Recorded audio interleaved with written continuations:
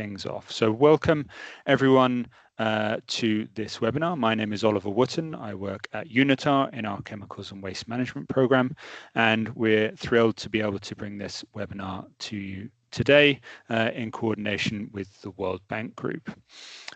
Please note, for those looking for interpretation, we do have French available. If you go to the top of your screen, click on More, then go through to Language and Speech, and then Interpretation Language, and you should be able to find French simultaneous interpretation. And many thanks in advance to Eunice for doing that for us.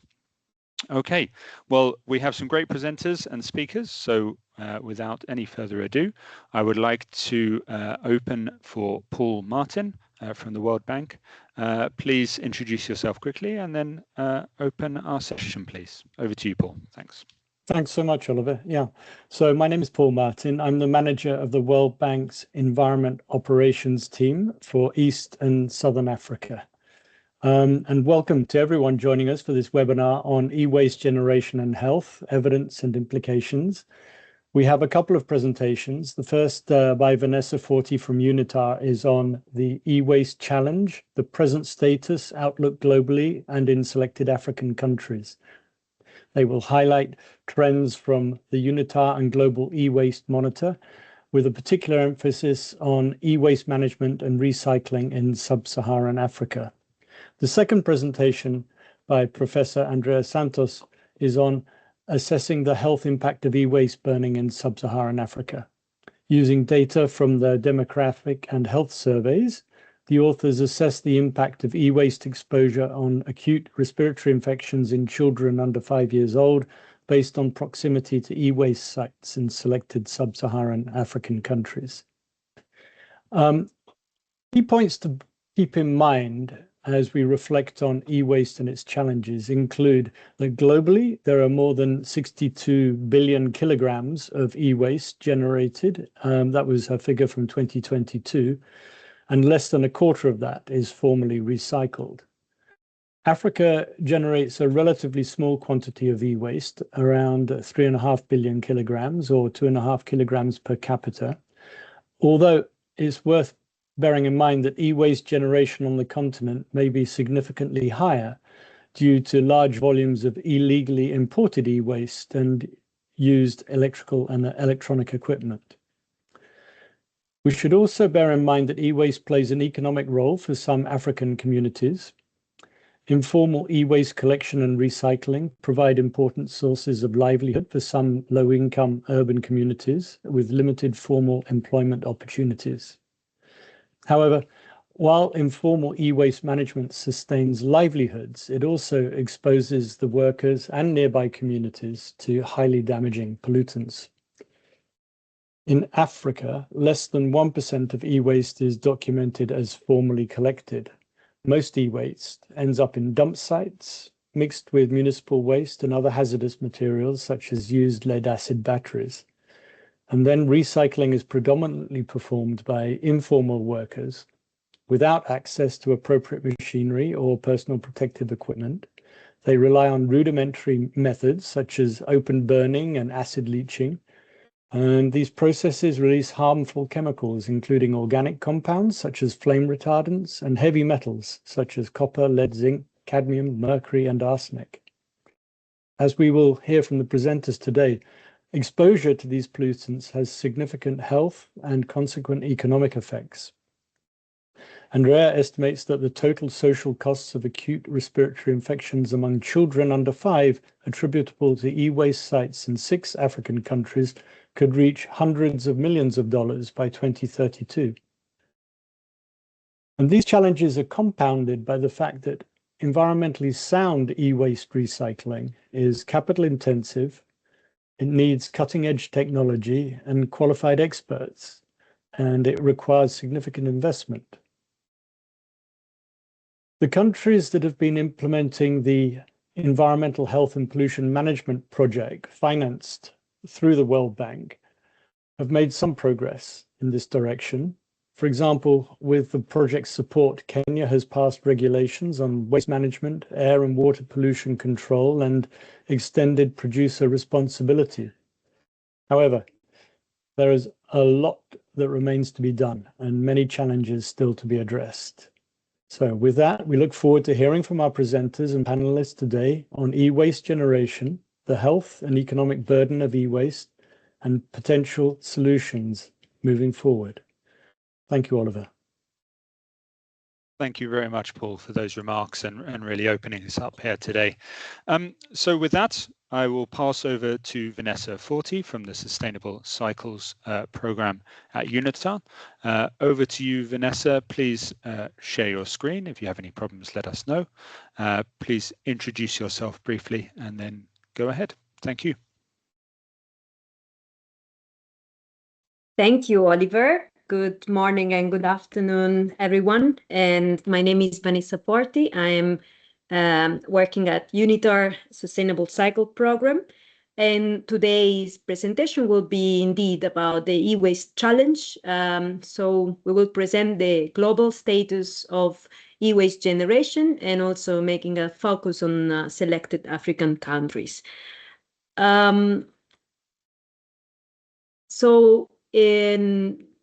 Just for brief introduction, our main areas of work at UNITAR Cycle include quantification, capacity building and training, and policy advices and partnership building. The work that I'm presenting today is mainly about the quantification. Indeed, we regularly publish the global e-waste monitors, and especially the data that I'm presenting today are related to the last version of the monitor that was released last year. But on top of this global inventories of e-waste generation, we also regularly conduct national country studies to support member states and national statistical offices in building national e-waste statistics. And indeed, as part of our work, we also develop statistical guidelines that are indeed intended to support countries in developing national e-waste data. And this is definitely the basis, the scientific basis where the policy can be based on. And this is indeed another area of work based on the data that we produced, and we support governments in developing policies around e-waste, but not only, also touching on the battery, waste stream, plastics, and etc. We also indeed conduct capacity building workshops and trainings to competent authorities and in different countries. And we also have conducted in the past several academies for managers or for scientists. But I would now move on to the more concrete work that our team has performed over the past years. So we are part of the Global E-Waste Statistic Partnership with other organizations, including ITU, recently UNEP. And we have indeed, as part of this quantification and capacity building work, we have been active in several countries in the world, more than 50, and the number is increasing. So in summary, in the past version of the monitor, indeed, the one that was published last year, present data for 2022. And as already presented, the amount of e-waste generation that was produced globally, according to our statistics, in 2022 was 62 billion kilograms. So this is definitely a stunning number. And if we try to think in terms of more comparable or numbers that we can relate more or better, this translates into 7.8 kilogram per capita. So this is the global average, of course, including both high income and low income countries. However, the average percentage of e-waste formally collected so it was 22.3%. This only refers to data that are documented to be formally collected and recycled. So we must note here that there's a possibility in several countries that e-waste is collected outside the formal sector, and these numbers are not included in this 22.3%. But this is nevertheless important, because the intention of the monitor is to indeed track the e-waste that is formally collected and recycled, because these are the quantities that are most likely then recycled in an environmental sound way. The message of the monitor is, however, not that positive, in the way that definitely we have seen an increase of improvement at global level in terms of percentage of e-waste formally documented to be collected and recycled. However, the e-waste generation is outpacing the formal collection by almost a factor of 5. So it is increasing quite more rapidly than the way how the collection is increasing. We also account for different categories, and we estimate how different e-waste types contribute to the e-waste mountain at global level, and small equipments are the type of products that are mostly, let's say, generated, then with 20.4 million tons. Then comes large equipment, excluding PV panels, temperature exchange equipment, screen and monitors, and lastly, photovoltaic panels. However, here I would like to make a disclaimer. This is as of now, so as of 2022. However, we foresee that this waste stream of photovoltaic panels will increase rapidly in the coming years.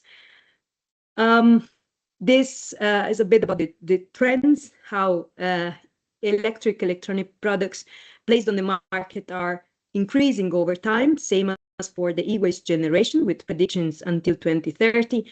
And the green line is instead about e-waste documented as formally collected and recycled.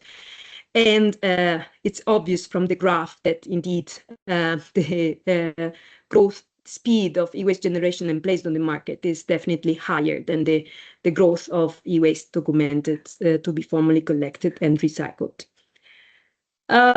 With regards to transboundary movement, we also account for legal and illegal export. There is definitely a portion of e-waste transboundary movement that is controlled, and however, large quantities are uncontrolled.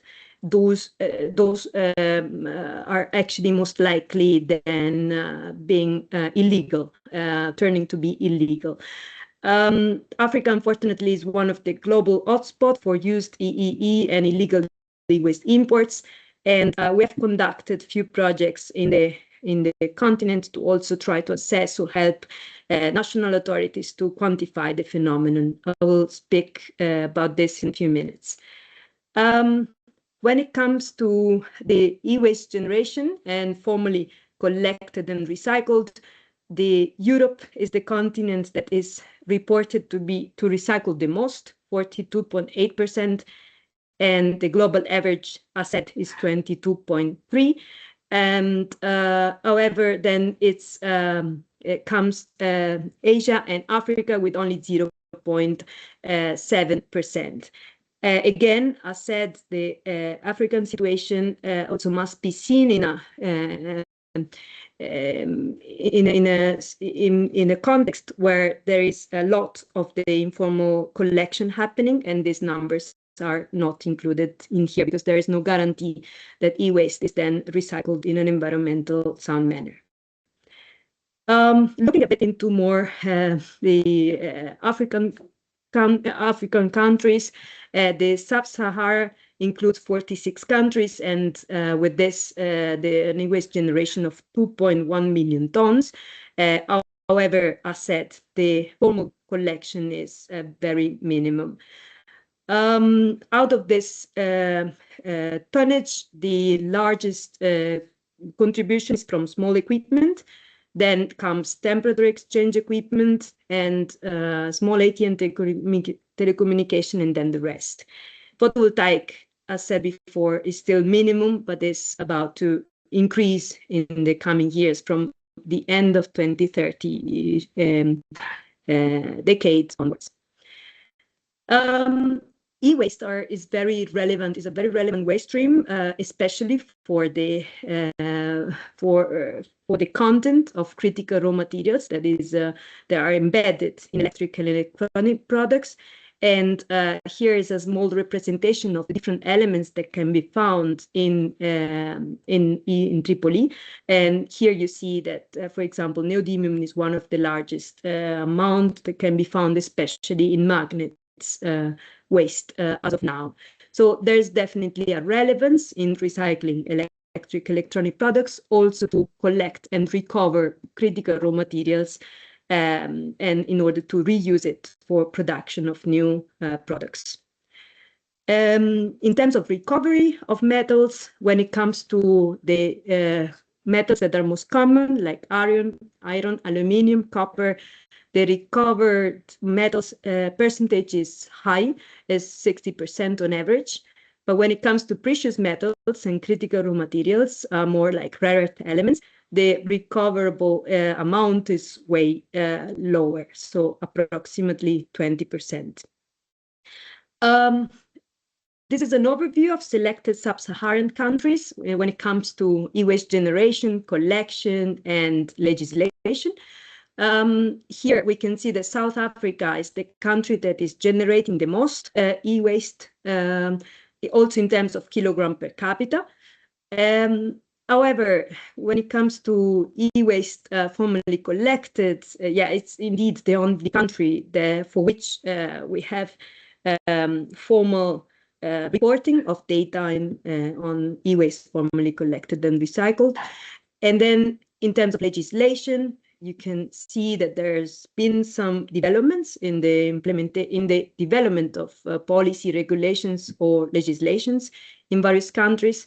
Here, 5 out of 7 have a legislation, also have an EPR for e-waste. However, only 2 have a collection target and 1 a recycling target. That is South Africa indeed. Bringing back the picture to the global level, we have seen improvements at global level indeed. Recently, now coming to 2023, up to 81 countries in the world had legislation, and 67 countries have a legal provision on EPR, and 36 provision on e-waste recycling targets. So it has shown an improvement, although quite slow improvement over time. In terms of importance of e-waste legislation, here we see that there's countries with legislation have ultimately achieved a better collection and recycling rate of 25%. And when we have, apologies, do you still hear me? Because I'm not sure if I hear you correctly. Yes, I can still hear you. Okay. Yep. Okay, fantastic. Thank you, because I heard a strange sound.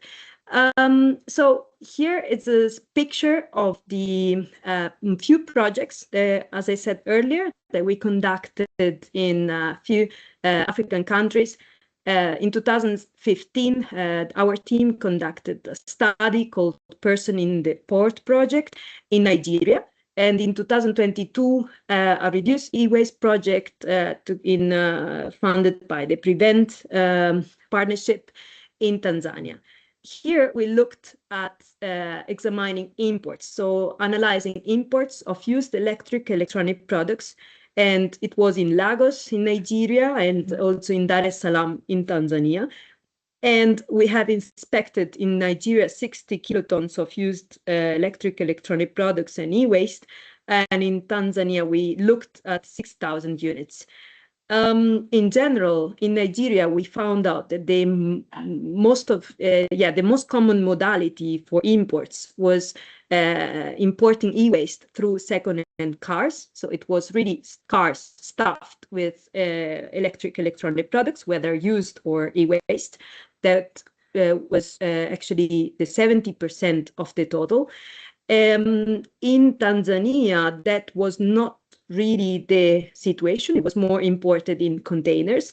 However, during the 2 weeks period inspections, we came across a very big shipment from Germany and others that were coming through Zanzibar, but Zanzibar was just a middle, let's say, point, because the importation were originating from Asia and also from Europe.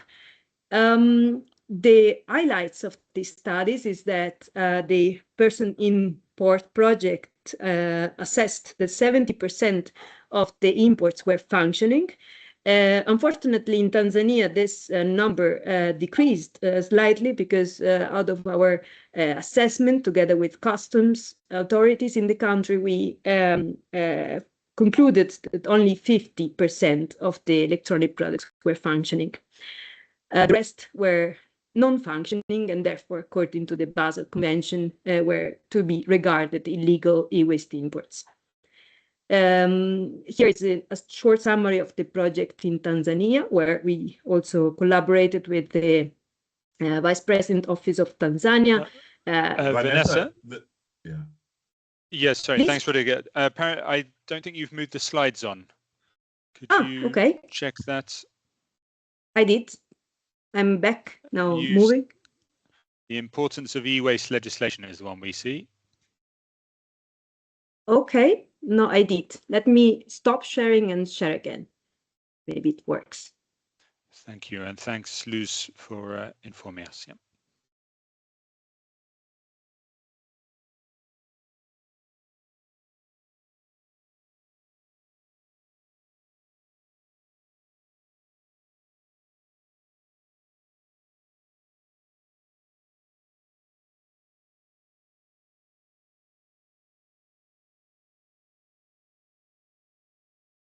I still see your screen on there. It hasn't come down at all. Is that, are you having any problems?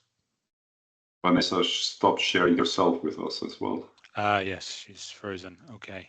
It's something wrong. Okay, let's give Vanessa just a little bit longer. Otherwise, we will come up with a different plan. Apologies for this, colleagues.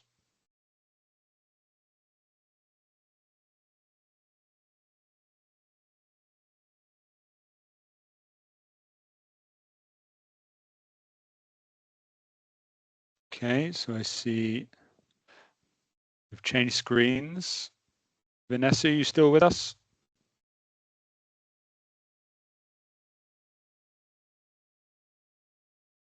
No. Okay, so we will so Andrea, are you ready? Perhaps we can jump to yours, and then we will ask Vanessa to pick up where she was at the end of yours, hoping that she can make it back. So apologies for that, colleagues. Andrea, please go ahead and share your screen. Yeah, no problem. One thing that I noticed with the Teams is that once you put in the presentation mode, you cannot see anyone, you cannot see anything. So maybe that's why Vanessa was not able to see what's going on. But anyway, can you see my presentation? Hi. Oh, she's back. Hi, apologies. I think my team froze. Indeed, I'm not able to operate from Teams anymore. So, Oliver, apologies to you all. But if you would be so kind to share maybe your screen starting from slide 16, and then I'm almost close to conclusion. Perfect. All right. Thanks for coming back, Vanessa. I think that's Stephen already on it. And Andrea, thank you. We will come back to you in a mo. Okay, Vanessa, please go ahead. Thank you. So this is already what I've already shared, so I'm not going over it again, but apologies if you haven't seen the slide. So this is indeed a short outline. Next slide, please. Thank you. short, indeed, summary of the project in Tanzania, where we worked together with the Vice President Office and the IACO and the World Resources Forum, where we worked at implementing and pilot testing the requirements of the Basel Convention technical guidelines on transboundary movements. So we really worked starting from assessment of imported electronic products, that is what I already mentioned, and then we organized workshops and trainings, we did the pilot test, and then we used the results in order to implement a national technical guideline, interpretation of the guideline from the Basel Convention basis. So next slide, please. Yes, this is a few pictures that provides a bit of a background or information on the inspections that were conducted at the port by the custom authorities. There is where professionals were checking on the on the functions of different goods. And next slide, please. And indeed, the tool that we provided to customs was different. One is the checklist and dashboard that we provided to the customs in order to decide and take decisions whether the electronic product was to be considered a used product or e-waste. Next, please. Yeah, and this was the conclusion of the study, where actually around 50% of it was to be regarded e-waste. To be precise, is 48%, and 52% was used electronic products. Here, the main reasons we have summarized main reasons why products were considered e-waste. So there were situations where the electronic products were coming with no cable, where the cable was damaged, where the screen was damaged, or maybe there was a failure to switch on, or others that you can also consult in the column, in the table. Next, please. So to conclude, definitely at global level, there is a problem, global problem in managing e-waste. The reasons are various, from lack of transparency when it comes to waste streams, because they're complex and heterogeneous, especially this definitely applies to electronic products. Reverse logistic is also complex due to little connection, misclassification, and therefore it's quite difficult to implement appropriate measures. Business models have also certain complexity when it comes to collection and recycling, because most of the time the cost of recycling are high, and there could be lack of state-of-the-art technologies for treatment. And reuse and recycling is also one of other reasons. Of course, that complex design of various materials impacts the sorting. So there's definitely a need to improve in here with eco-design. And legislation is, of course, an overarching difficulty in general. So the severity when it comes to emerging countries is quite high for most of the various causes, and for developing countries there are some where there have been definitely improvement, but there's still room for improvement, I would say, at global level. So with this, I would conclude to the next slides and by saying thank you from the side of UNITAR Cycle team. And thank you very much for the invitation, and apologies again for the difficulties with Teams. Thank you. No worries. Over to you. Thank you very much. Thank you very much, Vanessa. No, we worked it out, and we've very much kept to time still, so very much appreciated. And thanks, colleagues, for helping us through. Okay, so very swiftly then on to Andrea. Please go back to sharing your screen. Please introduce yourself briefly and go ahead. Thank you very much. Yeah, I just want a confirmation. You can see my slides? Yep, yes. And in presentation made. Thank you. Okay, great. Thank you very much.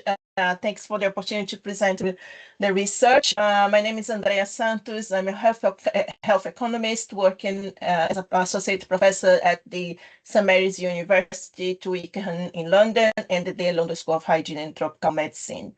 So I think that's a nice follow-up for the presentation of Vanessa, given the background of the situation, the problem of e-waste in African countries.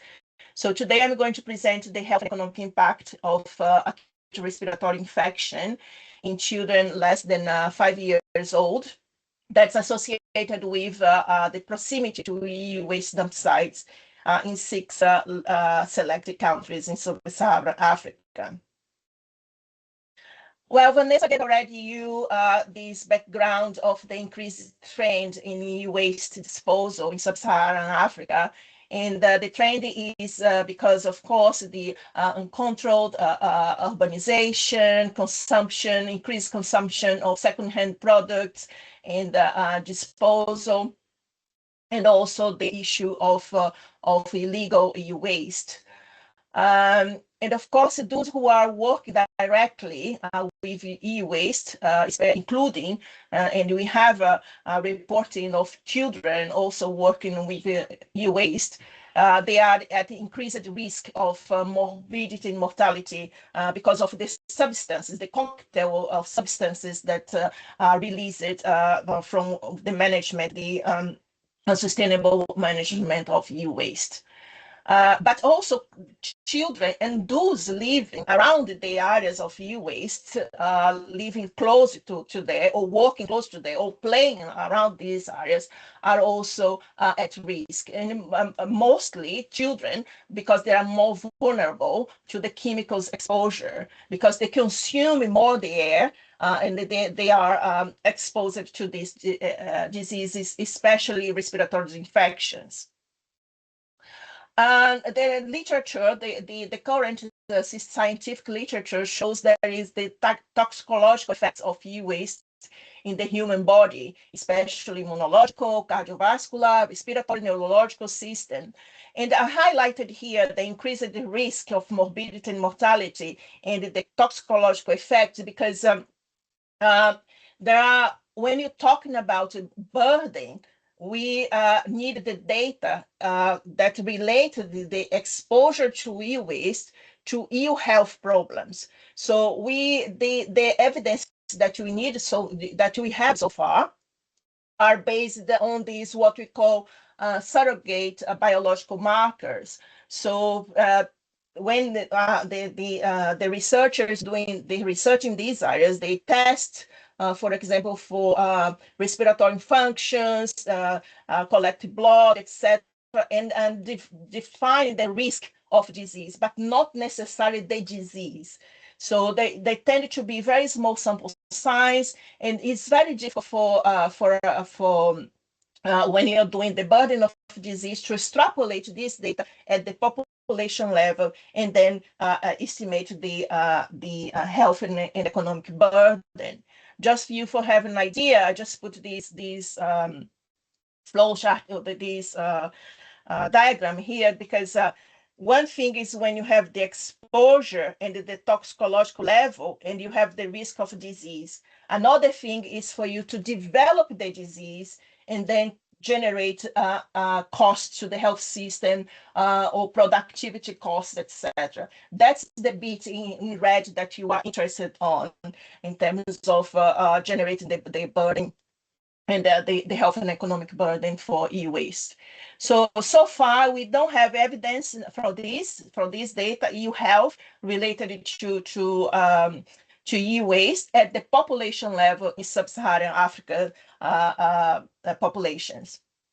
So the aim of our research was to estimate the health and economic burden of acute respiratory infections among children 5 years old, under 5 years old for e-waste. So we decided for the acute respiratory disease because this is the leading cause of morbidity and mortality among children, having pneumonia as the acute lower respiratory infection. The the disease that most killed children.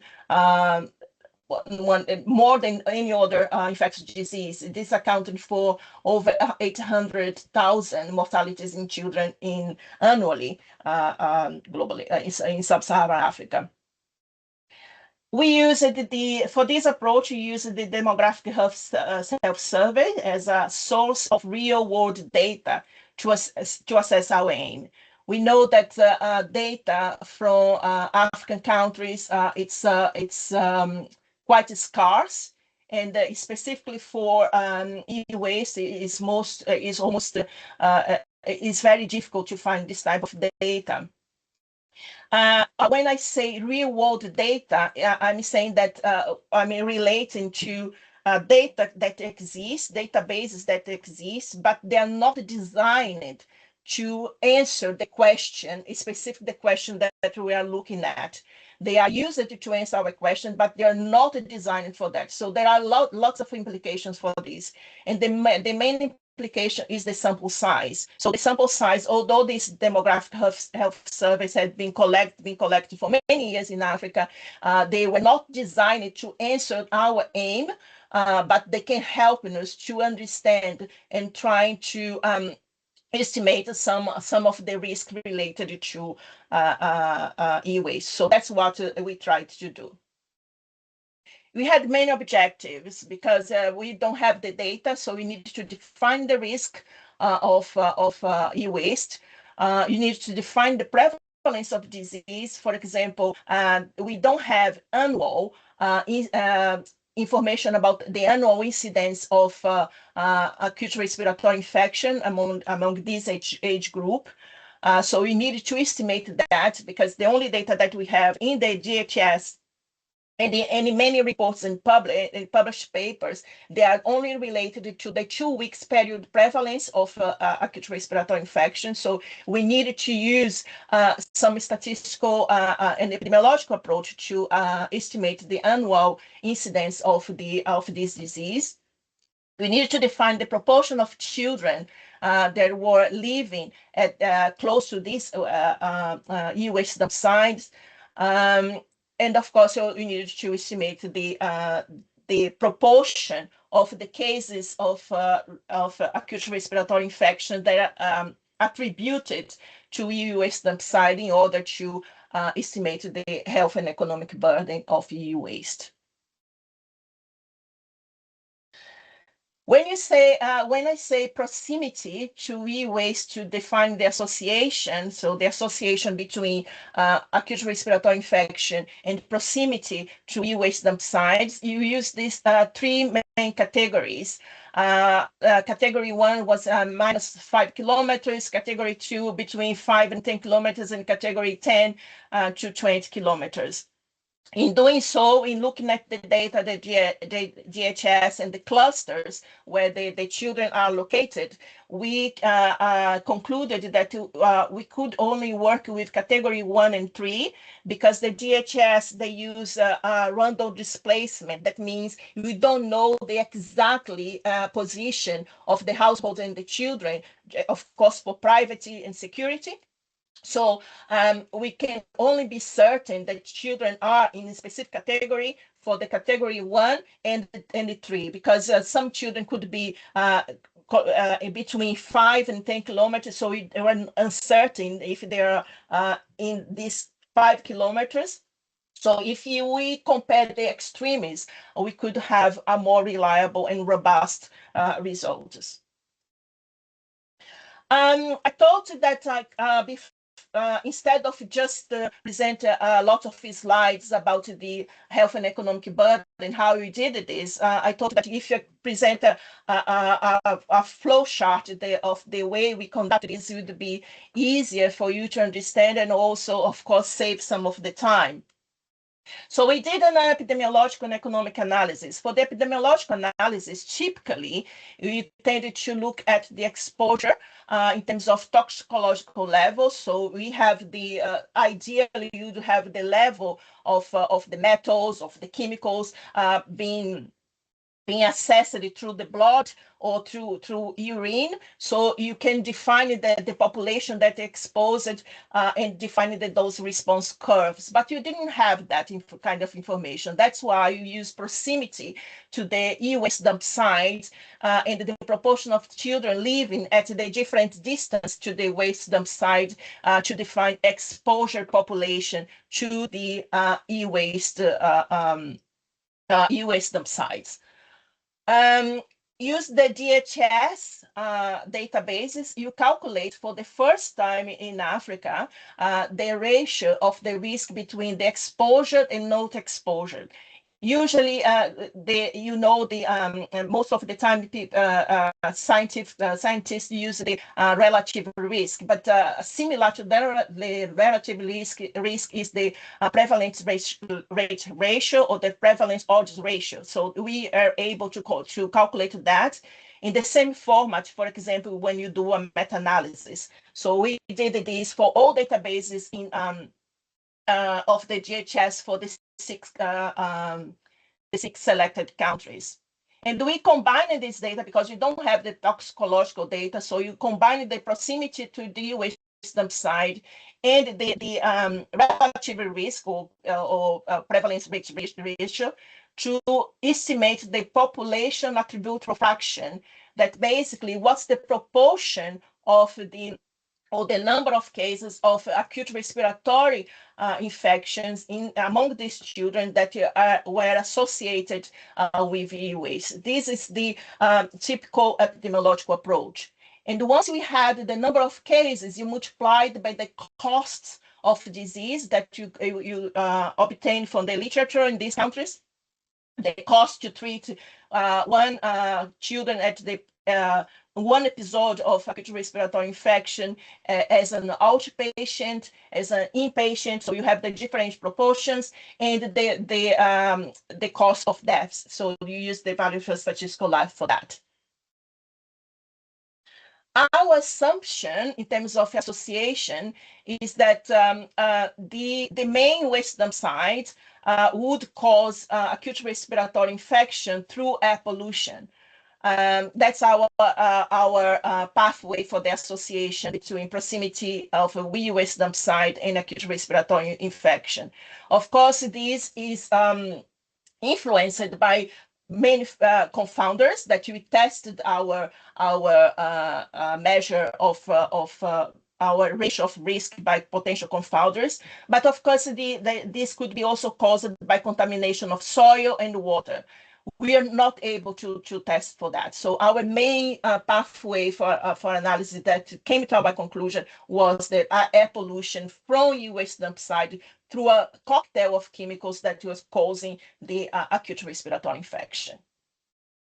In terms of our results, you can see here the weighted and unadjusted because it's not controlled by confounders yet, this analysis. But as you can see here, I want to call your attention that most of the surveys, the DHS surveys, are above 1. The prevalence rate risk ratio, it's above 1, and they and only 2 for Dakar are very close to 1, and Dar es Salaam as well. This shows that there is an association there is an indicative of association between acute respiratory infection and the e-waste dump site.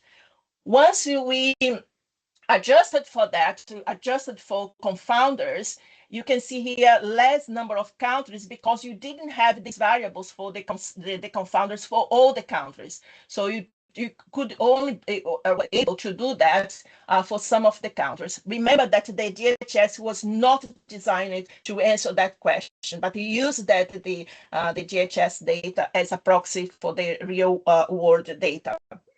So as you can see here, for the countries that you have the variables for controlling for confounders, all the risks were above 1.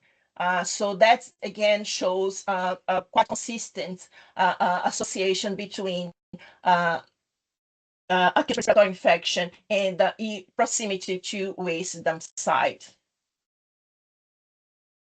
The population attributable fractions, or in other words, the percentage of acute respiratory infection that's associated with U.S. dump sites varied for 1.38 in Harare in Zimbabwe to 17%, almost 18% in Nairobi in Kenya.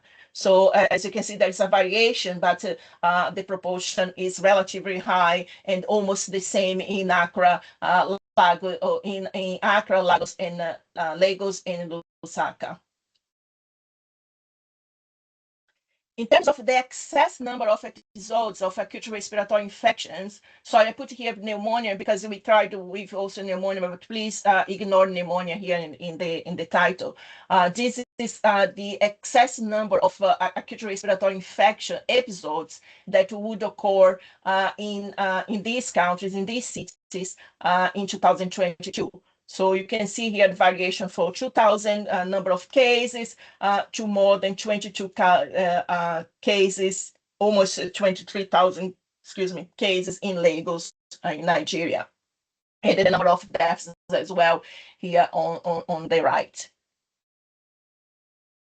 In terms of total costs, per year, it would be more than 76 million. International dollars, and would accumulate over 10 years, in about 10 years, almost 1 billion of the acute respiratory infections would be associated with U.S. dump sites. So these are the money that could be, at least in theory, averted if controlled measures were in place. So one of the questions that you could have was about association causality, because what we could see so far was an indicative of association. We are trying, we don't have enough numbers in the DHS database to have a conclusion that's a causal effect between acute respiratory infection and U.S. dump site.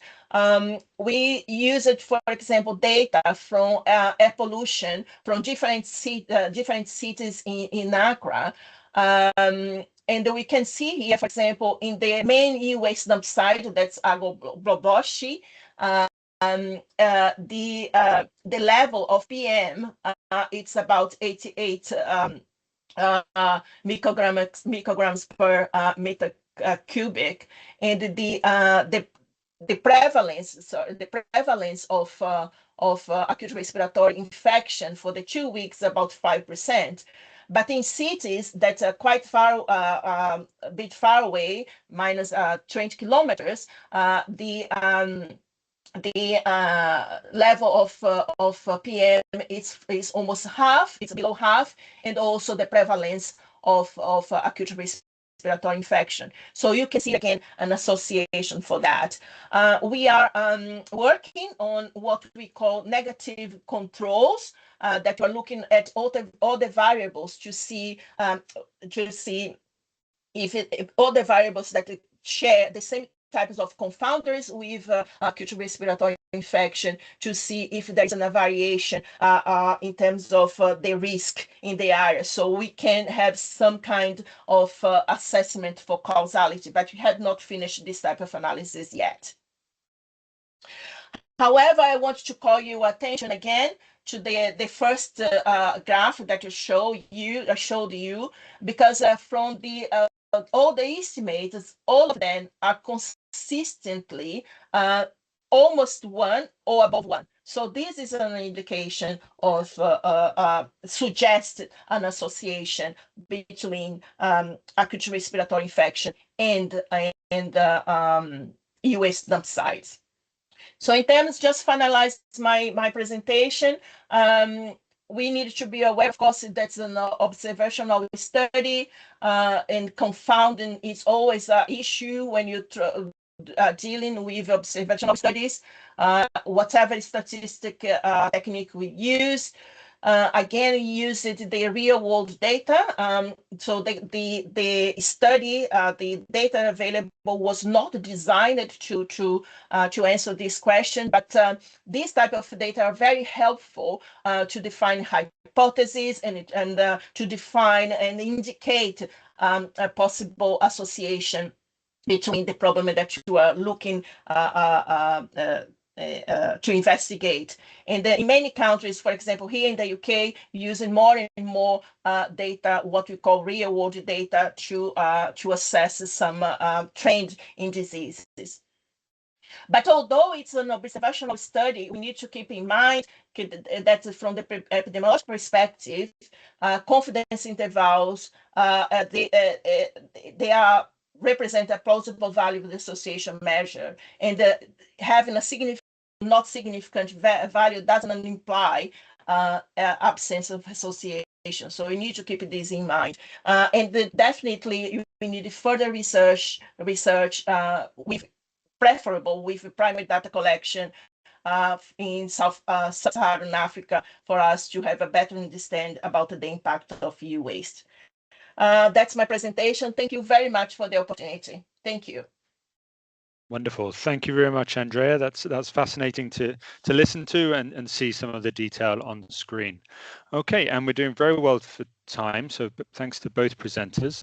So with that, I will pass over to Rudiger, who will moderate both of the next two sessions, a discussion section and a question and answers session. So thanks, Rudiger. Over to you. Thank you, Oliver, and I'm happily taking over. So very interesting insights. We have so far seen a lot when it comes to data on the global developments, on the Sub-African developments, but also from the health aspects. And in the next part of our webinar, I would like to start the discussion. The discussion in order to really get to the findings of the various presentations we have seen. So my name is Rudiger Kürer. I'm a senior manager at UNITAR, and I'm a professor for electronics and computer engineering also in Limerick in my spare time, basically. But our panelists today are three distinguished experts also in the e-waste domain. So we have here Dr. Yewande Awe. She's a senior environmental engineer from the World Bank. Then we have Larry Kotoe. He is from the Environmental Health and Pollution Management Program of the Ghana Environment Agency. And then we have Dr. Ottmar Deubzer from my team, from the Sustainable Cycles team of UNITAR, who is also very much on the e-waste topic and a kind of vocal point for Africa, also of the cycle team. So I would love to give the floor now first to Dr. Yewande Awe to comment on the findings and share a little bit her observations from what Professor Costa Santos told us and from what Vanessa Forti also told us about the global e-waste rising. So please, Professor or Dr. Awe, please come in. Okay, can you hear me? Perfectly, and we can see you also. Wonderful. So thank you to both presenters. Very informative and insightful presentations, both. My comments will start with the first one on the e-waste challenge, the present outlook and status globally and in selected African countries. So I have just a few questions and comments. The first one relates to primary data and is what can we say about the accuracy of the quantities of waste generation, basically. What was the source of primary data? How were the numbers obtained? And just to give you some illustration behind that is, if we're looking at manufacturing of electrical and electronic equipment based on the chart that was presented, it's clearly higher than the e-waste quantities, right? And today we know, for example, that many cell phones have lifetimes of about 2-3 years. So that means that a cell phone that was manufactured in 2022 is already e-waste as of today. So how is that kind of factor taken into account in the e-waste generation quantities that are presented.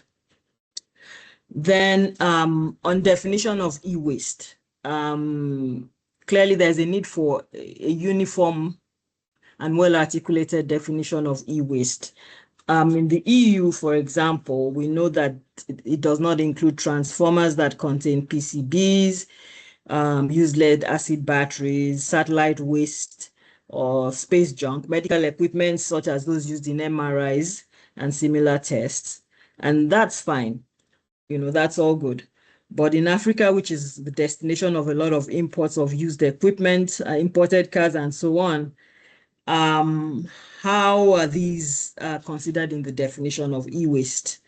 So clearly, having a clear, uniform definition of e-waste is highly needful in order to get an effective grasp on its management, not least because of its itinerant nature. Recycling, a point I have on recycling, that it's one thing to recycle e-waste in, say, for example, Nigeria, Burkina Faso, Sierra Leone, wherever. Just as examples, I'm from Nigeria, so I can hit on Nigeria. So it is quite another thing to recycle in Germany or in the US. And some of us may have seen newspaper articles about the very unsafe conditions, which were also alluded to in the presentation, the very unsafe conditions under which people conduct recycling activities. Say, for example, recycling of used lead acid batteries, very unsafe, hazardous conditions, and with even blood lead levels, for example, showing levels that are way higher than WHO standards, bearing in mind, of course, that there is no real safe level of blood in lead in blood. So some of the recycled lead, for example, was traced back to battery makers and auto makers in developed countries. So clearly recycling is not, I wouldn't say it's a solution for Nigeria. There was a big New York Times article, I don't know if people saw it. And so it's not, in my view, it's not an option for Nigeria, recycling. And by extension, I would say it's not really an option for sub-Saharan Africa. I would imagine that if for safety reasons, even almost for equity reasons, I think the original equipment manufacturer would be the best entity to undertake recycling in the current situation. So those are my comments on the first presentation on generation of e-waste. Thank you also to for Andrea for the presentation on the health and economic impacts. Very rigorous work has been done there clearly, and I think it's kind of work that should be published. I have a few questions too. First one is on the attribution of health impacts to e-waste. Given that in many countries, e-waste is commingled with other wastes, so how are you able to separate out or distinguish the portion that is from e-waste specifically? And then regarding respiratory infections, what is the difference between this and PM2.5 impacts from other sources of PM2.5 exposure? So because you have PM2.5 exposure from household air pollution, from traffic, from industry, and all sorts of other sources. So how do you make those distinctions in the calculations? Clearly, this is a problem with the human capital dimension, a detrimental one to human capital. And recent literature has shown that air pollution, especially fine particulate matter, contributes to cognitive and developmental impairments, particularly in children under age 5, as has been alluded to. So is it possible to estimate those impacts on human capital given their lifetime impacts, the lifetime dimension that they have on human capital?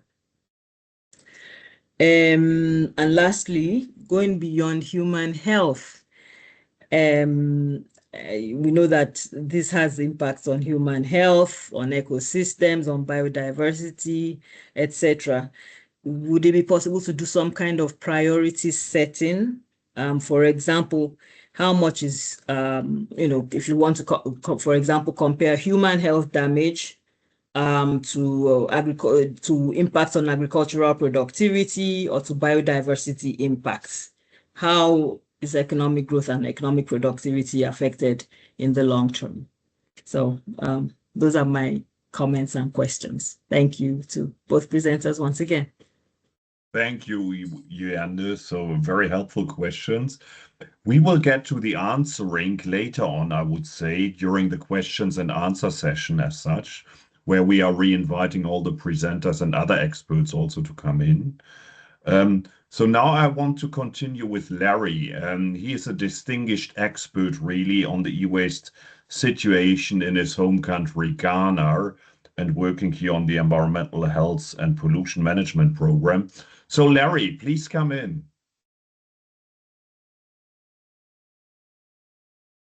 Larry, are you with us? Can you hear us? Yeah. Yes, I can hear you. Good afternoon. I hope you can hear me. Yes, perfectly.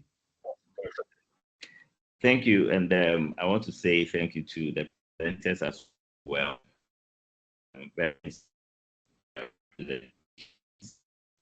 I will also to what Yawande also left off. From Ghana, of course, we've also noticed some of the significant challenges that we have also faced within the e-waste sector over the years, mainly because of the largely informal sector that we do have.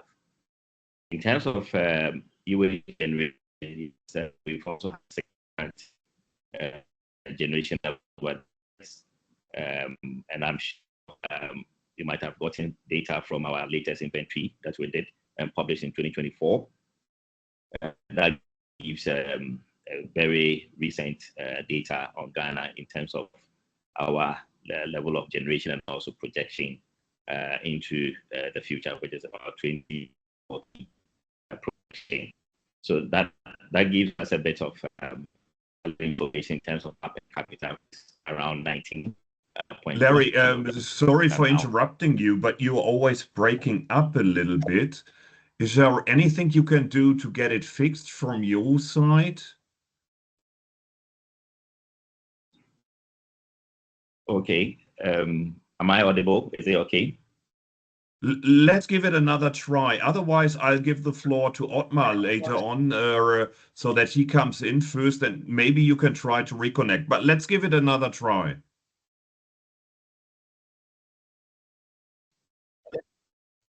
So please speak up again, Larry. Okay. Please, am I audible now? Yes, we can hear you. Let's continue. Okay. All right. So from our side, we've done quite a bit of work in terms of our national inventories, and I must say that we are at the level of reforming our e-waste sector. But first of all, I'd like to also comment on the data that was actually used for the health exposure. I wanted to find out whether the exposure time, mostly because of our scrap yards, they are actually, maybe that's what you terming as the dump sites, but we call them scrap yards where informal activity do happen. So I wanted to find out whether you were able to get the exposure time for these scrap workers, because they work within a certain hours and then they go to their homes as part of your assessment, and also the proximity assessment that you did. Is it to permanent households or to temporary accommodation that has been used as for the health risk?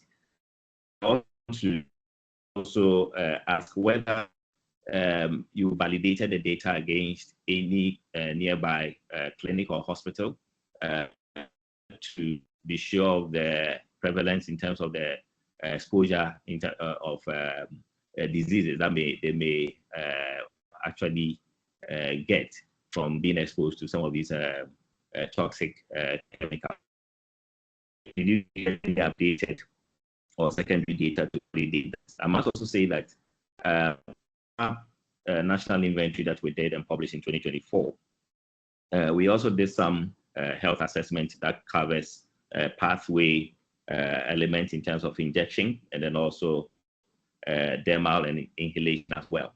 And then also we did some toxicity assessment. So I realized that the data you have is around 2003. Correct, but the trend over the years, comparing it with our current data to see how best, whether we are doing well in terms of exposure or not, so that at least we can the necessary intervention. So basically, those are the things I want to comment on, and I will say thank you also for the work done. Thank you so much, Larry. And with that, over to Ottmar as well, as he might also have additional questions, but maybe also already answers to the questions which came up. Ottmar, please.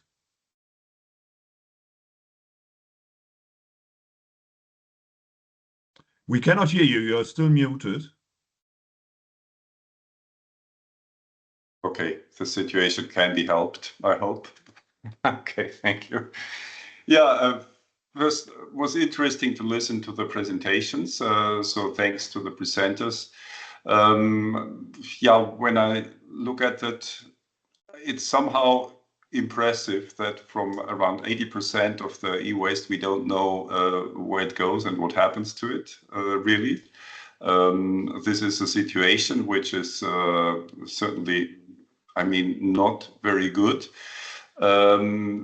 There's often at least in Europe or the EU, let's call it, there's the fear that all this causes losses of lots of valuable materials and things. So frankly speaking, I do not believe this, because people, if you once have been to Agbogbloshie when it was still the dump site, I think it has changed now, Larry, if I understood the media correctly. You can see what happens to these materials. So it's a source of income for many people. So, and I don't think they miss a chance to make money with the materials they have. So I'm not so much afraid of losses of materials. But what I saw in the second presentation, and also what is not a surprise if you've ever been to any of these sites, is that it causes a huge damage to the human beings living there and around there. And I think this should be reason enough already to try to change and improve the situation.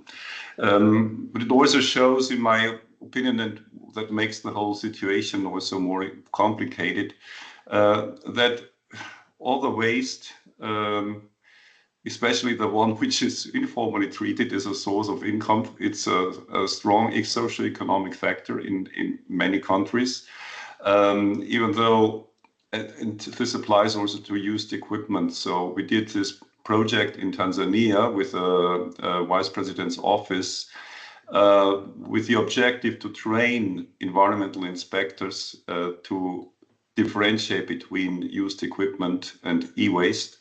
And one of the first things the people from Tanzania, the political responsible, told us, we do not want to stop the influx of this used equipment. We need it, or our people want it and need it. We just don't want to have the waste. So yeah, and this is of course then the issue.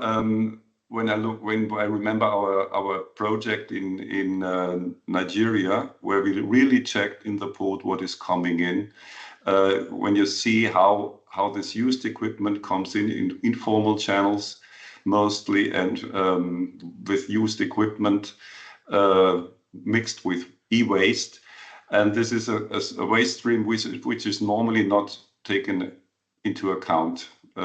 If you look into the Basel guidelines, technical guidelines for the differentiation of UEEE and e-waste, you will find that there are official, what they tell you to look at is if something is declared for reuse, or whether it's declared for a repair, and if it's declared for recycling, then it's e-waste, because then it's obviously not used equipment. So I think we have a huge stream which simply comes into the countries, And possibly that's one of the reasons why we don't know what happens to it. It simply disappears from here and it shows up then somewhere else in a waste stream, which is simply not looked at normally. We tried to change this in Tanzania with the environmental inspectors, and we upgraded the inspection manuals. And like this, we hope to improve the situation with primary data also, or to prevent imports of used equipment that are mixed with e-waste. Yeah, I think these are the main observations which I could add from my side. Last remark, what is also happening quite often is that the situation in some of the importing countries with informal activities is linked to the imports of used equipment. And this is not wrong. But I mean, new equipment also becomes e-waste over time. So, and then stopping such imports would not stop the situation. I think that's also important to understand. So I think the core issue here is, for whatever reason, that in many of the lower income countries, there is no infrastructure in place to take proper care of it. And to install this infrastructure is a real challenge. I learned from several projects because of the competition with the informal sector for many reasons. So, and I think this is a huge task to change this, also for the sake of those who, yeah, on the one hand, who live from it, but as we saw now, also, you know, sometimes die from it. And at least we would have to stop the last part of this story. Okay. Thank you so much, Ottmar, also for this very interesting insights and comments. And with that, we are now moving on to the question and answer session. And I'm inviting all of you either to raise your hand for questions or to write it down in the chat. I'm trying to observe as much as possible, but I'm sure the dear colleagues from CWM will also help me in order to go through. But to kick off, I mean, Jiwanda also asked several questions in conjunction with the generation of the data, where the primary data is coming from, definition of e-waste, and so forth. I'm inviting here Vanessa probably to come in again, to address this question on the primary data and the definition of e-waste, which is forming the basis also for the statistics UNITA is providing. Thank you, Rudiger, for inviting me. And indeed, I'm happy, my pleasure to provide an answer to the question. I would start with the question on the definition. Definitely, this is a very important aspect. The definition of e-waste ideally should be standardized and harmonized across various countries, all countries actually that have the e-waste in the scope of their legislation. And as UNITAR Cycle team, we have done several steps towards reaching a harmonized definition of e-waste by developing statistical guidelines that would support countries in, first of all, developing a standard e-waste definition and adopting also a harmonized definition that is comparable with other countries.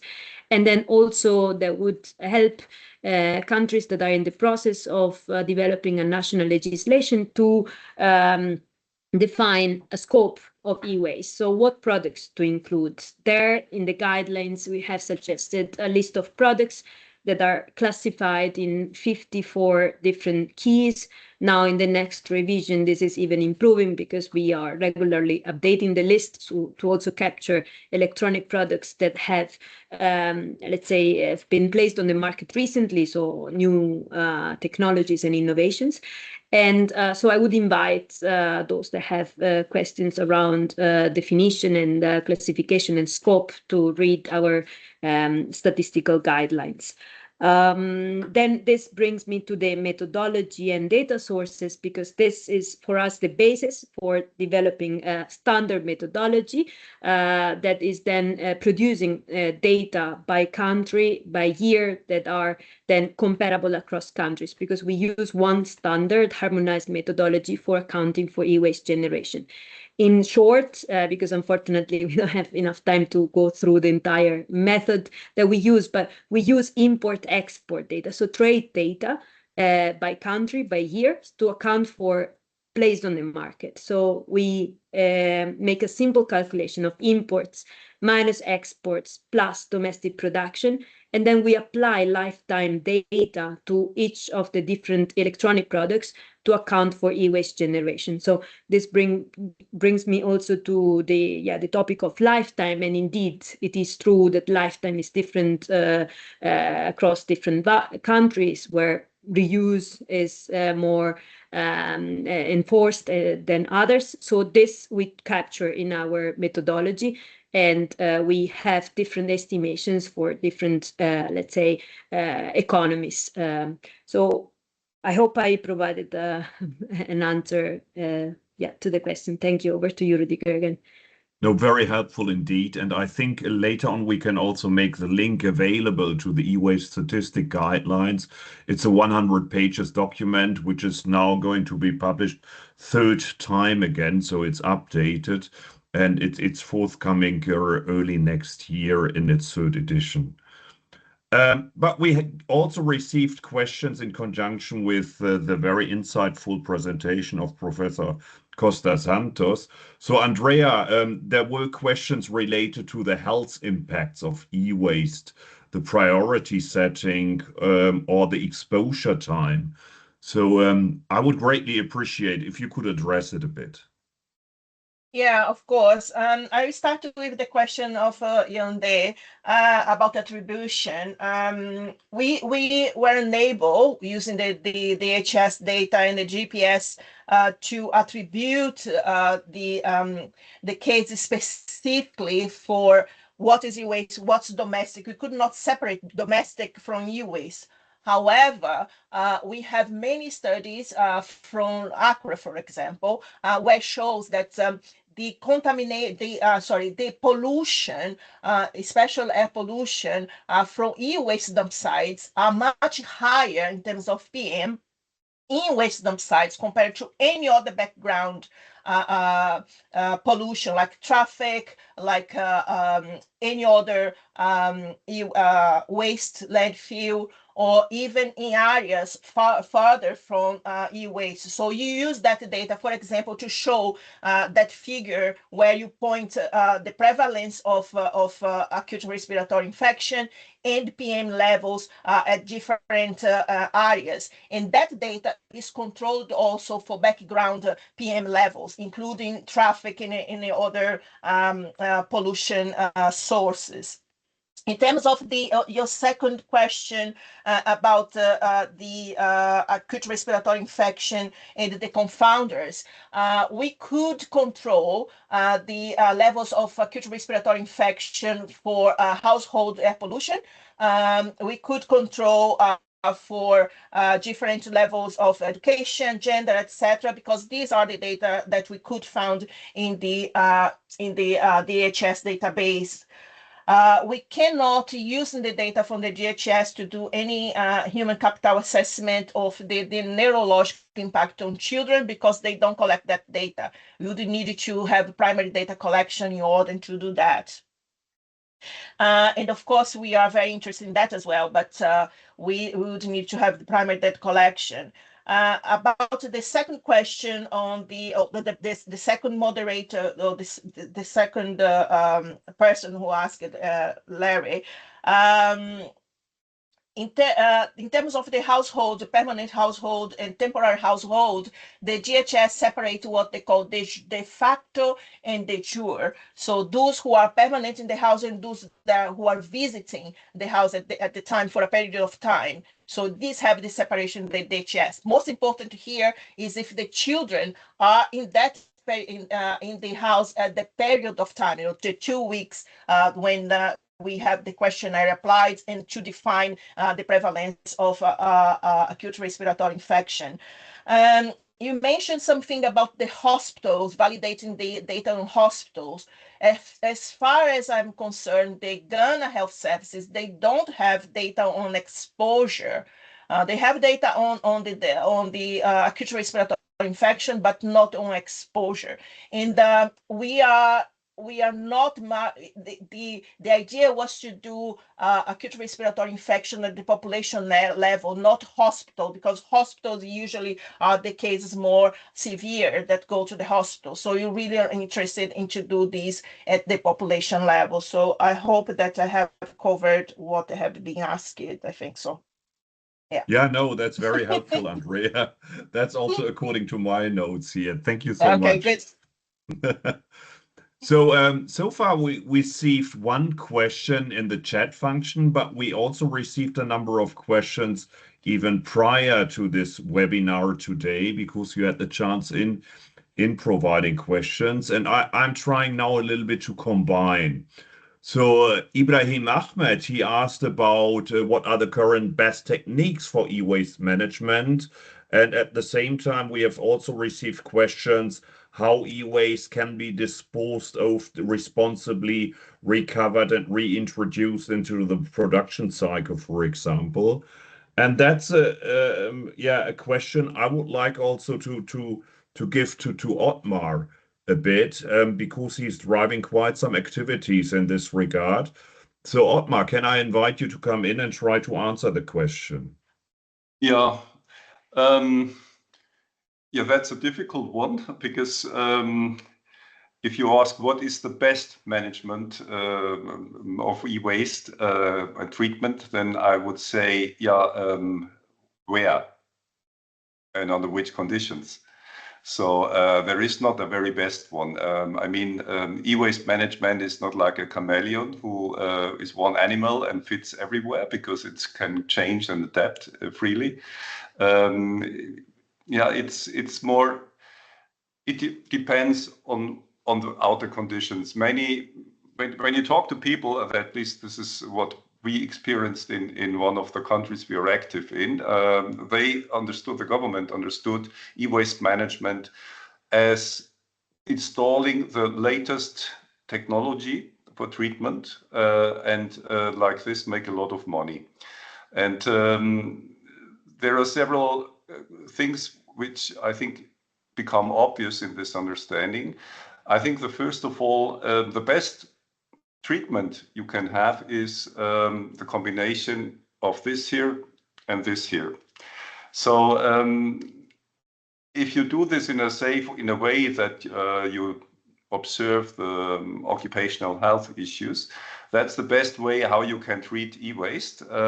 We do it at least in Germany, for example, in higher income countries, we do it mechanically, not because it is the very best way to treat it. It's the very best way to treat it under our conditions with high labor costs and so on. So we can simply not afford doing a lot of manual labor. And even here, we do a combination of both. So I cannot answer the question saying, this is the best way, but you have to look at the situation on site and the local conditions. And then you can think about, okay, how can we do the best job? What kind of machines would we need, and what would we do in a different way? Do we have an e-waste legislation? Can it be enforced, or can it not be enforced? How do we make sure that if we buy machines, that we get our hands on the e-waste?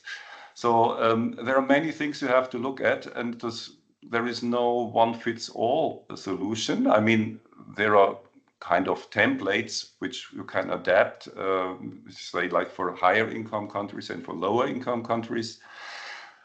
For the principle, but in the end, you really need to look where you are, how it is, who is involved, what the potentials and limitations are. Thank you, Ottmar. I can only allow one additional question, unfortunately, because of time reasons, but I think it's of rather relevance also seeing our focus here on the sub-African region. And this is a question going especially to Larry and Jiwande as well, because people are wondering how individuals of small enterprises in Africa can be supported to establish e-waste management systems. And Larry might have his hands-on experience from cases in Ghana, whereas Jiwande might also be able to answer it a little bit from the World Bank's perspective.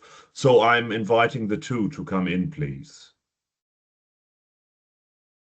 Who wants to go first? Maybe ladies first, Jiwande. Okay, I'll try to go first. So supporting small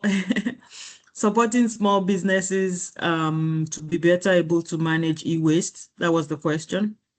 Yes. Yes. Well, I think even before supporting small businesses directly, there's some basic structural issues that need to be addressed in the countries where the small businesses are. So what kind of regulations, what kind of policies exist to ensure that e-waste is handled and managed in the right manner? So I think even before getting to that level, there are just some structural issues, policy issues that need to be addressed, issues of the definitions of e-waste, as I was commenting on earlier, issues of what constitutes e-waste in country X, and then what kind of policies are there in place to make sure that certain types of substances are allowed or not allowed into the country. We know that, I think it was somebody was saying about how some of things that come into certain countries are not, they come in first under the radar. That's number one. And then they're handled in a manner that is not very safe. So I think before even going to addressing the small business owners, there are some structural issues that need to be fixed. And then on top of that, we can talk about specific solutions for small businesses. Very good. Thank you. Larry, what's your hands-on experience in Ghana in this regard? Yes, thank you very much. So in Ghana, for the past 5 years, so the legal framework have tried to define different value chain actors. So for instance, you can decide to operate a collection center or a dismantling facility or do the recycling. What has actually started is more of the collection center approach, and then gradually moving into pre-treatment, where we have few people doing a bit of the dismantling and separation of the hazardous components and all that.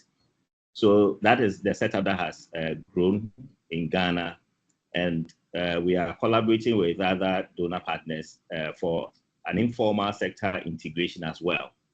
So we have a number of collection centers that are now collecting electronic items from individuals and also scrap dealers, I would say the informal sector, where it is taken to a storage facility where it could also be dismantled. So we are developing the value chain gradually from collection all the way to dismantling and recycling. So within the value chain now, we have a lot of capacity for collection. Now, through the World Bank project, we are building dismantling facilities where we are introducing circular economic initiatives where we can do testing, repair, repurposing into the value chain. So yes, we are now at the level of a lot of collection is being done, a lot, and then also a lot of incentives are also being given to the informal sector through the handing over of items that they have collected. And through these initiatives, most of the companies are now even recycling thermoplastics and cables that we have collected over time. And these are companies that initially were not interested, but now gradually they are investing because they are getting some value out of the items that they are processing.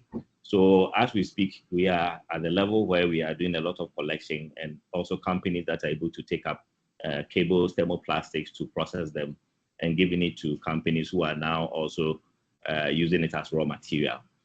within their manufacturing process. So that is where we are in Ghana in terms of the value chain and the participation of small businesses.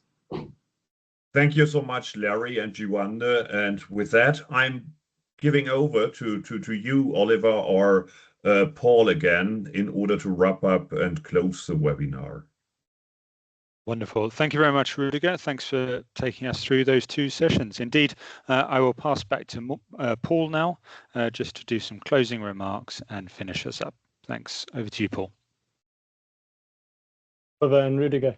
So thank you everyone for your participation, and especially to our speakers and discussants for the insightful contributions. We heard important figures from eWaste Monitor that illustrate the scale of the challenge. Global e-waste generation is expected to grow by nearly 33% by 2030, rising from 62 billion kilograms to 82 billion kilograms in 2030 if urgent action is not taken. And the growth in the generation of e-waste is outpacing formal collection and recycling by almost a factor of 5. In sub-Saharan Africa, of course, less than 1% of e-waste is formally collected, and many countries continue to face challenges with legislation and enforcement mechanisms. You know, I was particularly interested to learn this morning about the challenges of distinguishing between imports of used equipment and imports of e-waste, which was not something that I'd thought about before, and adds a new dimension to the regulatory challenge. We also learned about the severe health, environmental and economic burdens associated with the burning of e-waste. Open burning produces high levels of air pollution, posing acute and severe health risks. Mismanaged e-waste generates fine particulate matter and other pollutants, such as unintentional persistent organic pollutants. And these effects extend well beyond the local communities. We need reliable data to manage e-waste effectively, particularly for monitoring and reducing air pollutants from e-waste burning.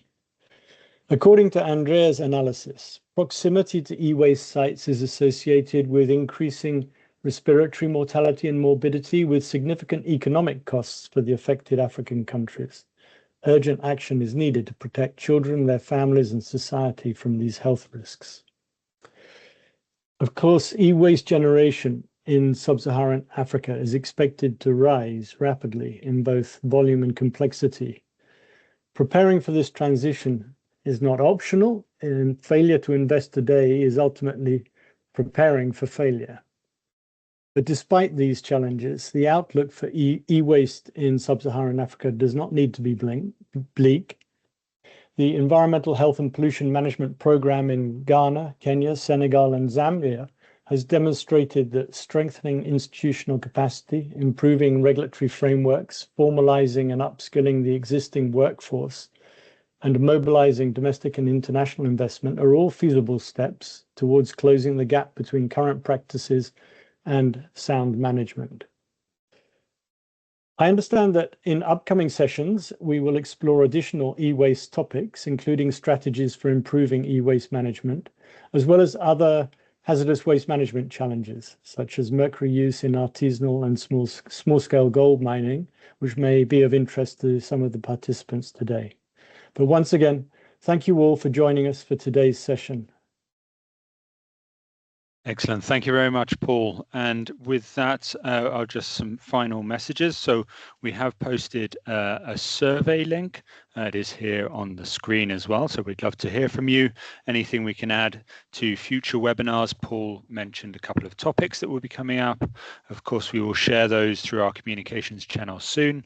And we'll be working with Mohammed from the World Bank on publishing as much of the documentation, the information on this webinar as possible. He'd also posted that link in the chat. So thank you. With that, we will close. Again, to our presenters, discussants, and moderator, we thank you very much. To all the attendees, it's great to have you all join us, and enjoy the rest of your day. Thank you, everyone. Thank you. Bye. Bye. Thank you. Thank Bye. you. Bye. Thank you. Bye.